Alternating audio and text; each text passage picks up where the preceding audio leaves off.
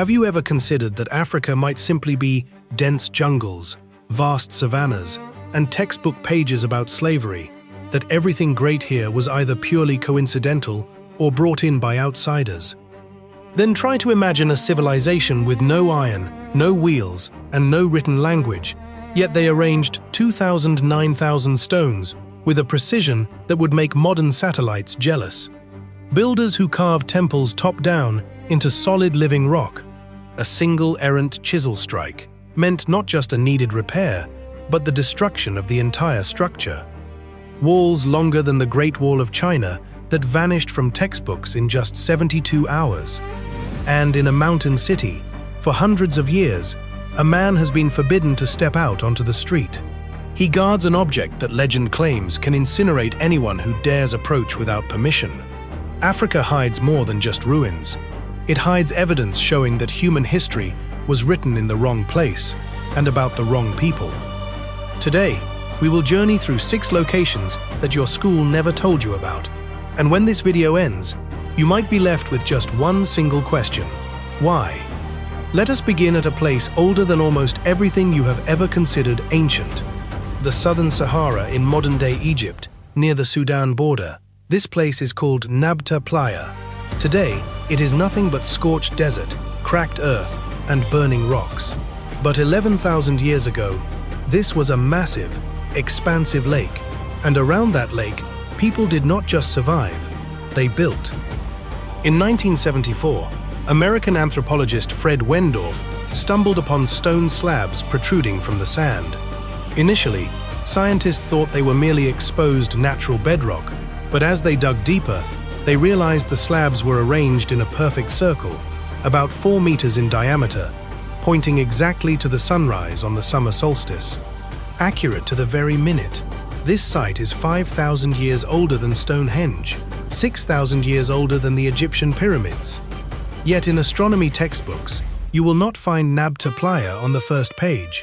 It is all about the Greeks, all about the Babylonians. But here, in the middle of the desert, someone knew how the sky moved thousands of years before the Greeks even coined the word astronomy. Even more fascinating, beyond the solar circle, buried beneath the sand, researchers found giant 30-ton stone blocks deliberately planted upright. For what purpose? Studies reveal they form straight lines pointing directly at 3 stars in the Orion constellation, exactly the same way the shafts in the Pyramid of Khufu were constructed. It could be a coincidence. But what isn't a coincidence is that around 9,000 years ago, the Saharan climate began to change. The lake dried up, the grasslands turned to dust, and the people who once lived here vanished in just 1 or 2 generations. They simply left. But where to? Some researchers point straight down the Nile into the valley, where centuries later, what we call ancient Egypt would emerge. The builders of the world's first observatory might very well be the ones who built the pyramids, but that is a story for another time. Remember this crucial fact: African astronomy did not start in Egypt. It started right here, in a place that currently does not exist in any school atlas. Researchers from the University of Colorado in 1998 conducted a detailed astronomical analysis of Nabta Playa and concluded that one of the stone lines didn't just point to the sunrise, but precisely to where the sun stood during the summer solstice, about 6,000 years ago. This means the builders tracked astronomical data across multiple generations, or they possessed the mathematical knowledge to calculate the precession of the Earth's axis, knowledge at a level European science only reached in the 15th century. Now we move to the west coast of Africa, Senegambia, the region between the Senegal and Gambia rivers. Today, they are 2 separate nations. Tourists are rarely brought here. History magazines rarely mention it, yet here lies the world's largest concentration of megalithic stone circles. 29,000 meticulously carved stones. Nearly 1,000 distinct complexes spread across an area of roughly 30,000 square kilometers. Each stone was carved from laterite, a hard ironstone. Each stands up to 2.5 meters tall and weighs up to 7 tons. They are arranged in absolutely perfect circles. The diameters rarely deviate by more than 1 centimeter from the standard. In 2006, UNESCO added this site to the World Heritage List and quietly noted in their documents. The purpose of these complexes remains unclear. Unclear for nearly 1,000 stone circles, built without metal tools, without wheels, and without writing. What is especially bizarre is that the laterite quarries are on average 10 kilometers away from the circles. 7-ton blocks were transported 10 kilometers by rolling. They were carved with such precision that the joints fit seamlessly, without any gaps. The alignment of the circles once again ties to the sun, marking specific rising points. Was this a burial ground for the dead, or an observatory for the sky, or a third concept that we don't even have a name for yet? Radiocarbon dating indicates that artifacts inside the circles date from the 3rd century BC to the 16th century AD. But some samples show earlier dates, going as far back as 1500 BC. This means the construction of the Senegambian stone circles spanned nearly 2,000 years across entirely different generations. They came, added more stones, and left. Why did they maintain a tradition whose original meaning had been forgotten? What memory are these circles trying to preserve? Local Jola and Mandinka people say the circles have been there for a very long time. Their ancestors didn't build them, they were already there. This implies only one thing: the true builders of these circles faded into oblivion long before the current inhabitants arrived. Who were they? To this day, nobody knows. We continue moving eastward. Nigeria, the Benue River Delta. Once, the Kingdom of Benin thrived here. Do not confuse it with the modern-day country of Benin. The Kingdom of Benin was one of the most powerful nations in West Africa, and they had walls. Not ordinary walls, but an earthwork fortification system stretching about 16,000 kilometers. For comparison, the Great Wall of China is only about 8,000 kilometers long. The walls of Benin were twice as long. Britain's New Scientist magazine in 1974 called this the world's largest earthwork and one of the greatest engineering feats of humanity. Built starting in the 10th century, they gradually enclosed hundreds of villages and cities, forming a defensive network of unbelievable scale. The first Europeans to set foot in Benin in the 15th century noted in their diaries that the kingdom's capital rivaled Lisbon in scale and organization. The streets were perfectly straight. Buildings were decorated with bronze plaques of a quality that in Europe would be considered high art. Portuguese explorer Lourenço Pinto wrote in 1691, "The city is very large. It looks like Lisbon." Yet in your textbooks, you will not find a single line about this. Why? Because in February 1897, a British punitive expedition under the command of Admiral Harry Rawson invaded the Benin capital.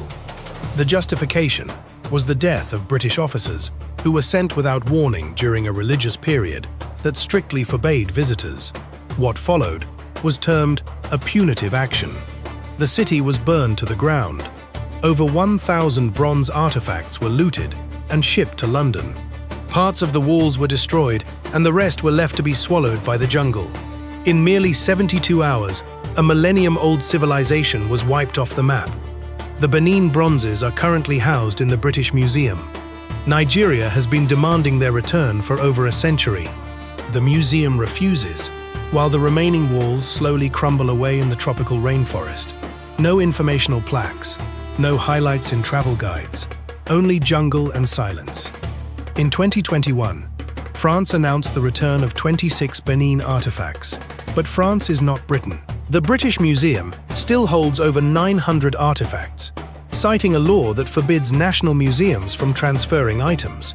A law passed in 1963, right around the time former colonies began to realize they could demand accountability for what had been stolen from them. Think deeply about this. A civilization that built walls longer than the Great Wall of China, created bronze art on par with the European Renaissance, and possessed a city the size of Lisbon, was completely destroyed in just 3 days, and their heritage is still being held captive by laws enacted by the very people who destroyed it. In southern Africa, in modern-day Zimbabwe, lie stone ruins that have baffled historians for over a century. They are known as Great Zimbabwe. Construction began around the 11th century and lasted for several hundred years. The complex covers an area of about 800 hectares. The main wall is 11 meters high, 5 meters wide at its base, with not a single gram of mortar or binding agent between the stones. Just absolute precision joining. The granite blocks were stacked with such accuracy and calculation that the wall stands entirely due to its own weight and geometry. British architect Anthony Whitty, who studied Great Zimbabwe in the 1960s, once said, "I don't know of any modern contractor who would dare to build this without reinforced concrete." But even more significant than the wall is the fact that when the first European explorers saw Great Zimbabwe in the late 19th century, they refused to believe the local people had built it. German explorer Karl Mauck noted in his 1871 diary that the buildings were too magnificent to belong to black Africans and were likely built by the Phoenicians or on the orders of the Queen of Sheba or King Solomon. There were many theories. None of them suggested this was the work of Africans. The Rhodesian government in the 20th century went even further. They officially banned archaeologists from publishing any conclusions indicating that the builders were the ancestors of the Shona people. That is state-sponsored censorship of a country's own history. When independent research in the 1970s finally confirmed the African origins of the complex, the scandal was quietly buried. They simply cut off funding for further excavations. Today, Great Zimbabwe is recognized by UNESCO and has given its name to an entire nation. But the number of visitors here is significantly lower than at the Egyptian pyramids. Though the question remains the same, how did they do it? And the answer here, unlike Egypt, is spoken quietly and uncomfortably. The local people built it. It's just that nobody wants to say it out loud. Ethiopia, 12th century. According to legend, a king named Lalibela received an order from an angel to build a new Jerusalem, not built from the ground up, but carved straight down into the living volcanic rock. 24 years of construction. The result, 11 monolithic churches, carved from solid volcanic tuff, not assembled from separate blocks, not built with bricks, but literally cut out of the earth. All the removed rock was lost forever. It could not be repaired, and cracks could not be patched. A single misguided chisel strike in the wrong place, and an entire vault could collapse.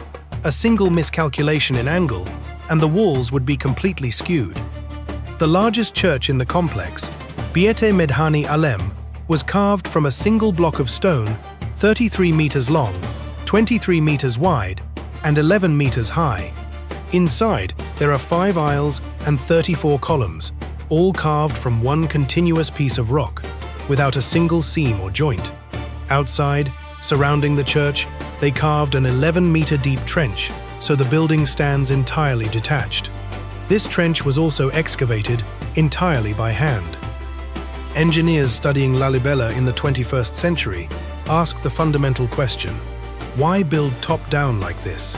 Because building top-down is a deliberate choice where the price of a mistake is absolute. You cannot put back what you have taken away. You cannot use props or supports. You can only move forward or lose absolutely everything. In Lalibela, there are trenches and underground tunnels connecting the churches. Some of them remain unexplored to this day. The Ethiopian authorities restrict access to certain underground tunnels, officially citing conservation reasons. A British research team in 2008 used ground-penetrating radar and detected several sealed hollow chambers beneath the main complex. What is inside them, nobody knows. The monks say they contain holy relics. What kind? They will not specify. The entrances are sealed tight. The questions remain unanswered, but the hollow chambers definitely exist. The complex also features a drainage system built right into the rock, and it still functions perfectly today. After 9 centuries without any repairs or maintenance, it just keeps working. Lalibela remains an active religious center to this day. Every year, thousands of pilgrims travel here. They pray in the exact same halls where people prayed 800 years ago, within walls that can never be repaired, inside temples built by men who were not allowed to make a single mistake. And finally, we arrive at the last location, one truly worth staying for until the very end. Aksum, northern Ethiopia, once the capital of one of the 4 greatest powers of its time, standing alongside Rome, Persia, and China. That is what the prophet Mani wrote in the 3rd century AD. The kingdom of Aksum controlled trade between the Mediterranean and India. They were the first nation in the world to adopt Christianity as their state religion in 330 AD, even earlier than Rome. Here stand massive stone steles, monolithic obelisks carved from a single piece of rock. The largest surviving stele is 24 meters tall and weighs around 160 tons. One of the fallen steles that once stood tall was 33 meters high and, according to calculations, weighed over 500 tons. This might very well be the largest single block of stone ever erected by humanity. How the Aksumites managed to lift these 500-ton blocks completely upright remains a topic of intense debate today. No proposed method has passed rigorous empirical testing. In 1935, Mussolini's Italian army invaded Ethiopia. They looted one of the main 24-meter steles weighing 160 tons from Aksum, cut it into 3 pieces, transported it to Rome, and erected it in front of the Ministry of Colonies building. The stele stood in Rome for nearly 70 years. Ethiopia started demanding its return in 1947. Italy agreed, then delayed, then agreed again. Finally, the stele was returned in 2005 after 70 years of being stolen. But when they prepared to re-erect it, a major problem arose. Nobody understood how the Aksumites had ever managed to stand such massive structures upright. They had to hire an international team of engineers, use modern heavy cranes, and prepare for half a year just to lift the stele. The Aksumites accomplished this centuries ago, using technologies that we still cannot accurately replicate today.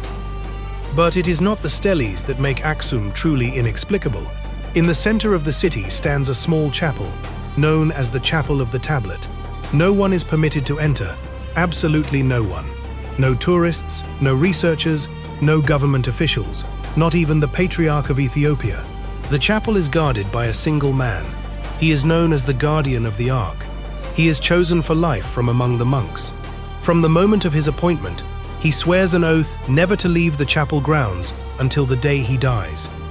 The Ethiopian Orthodox Church asserts that inside this chapel lies the true Ark of the Covenant, the very chest, made of acacia wood and gold containing the stone tablets inscribed with the 10 Commandments.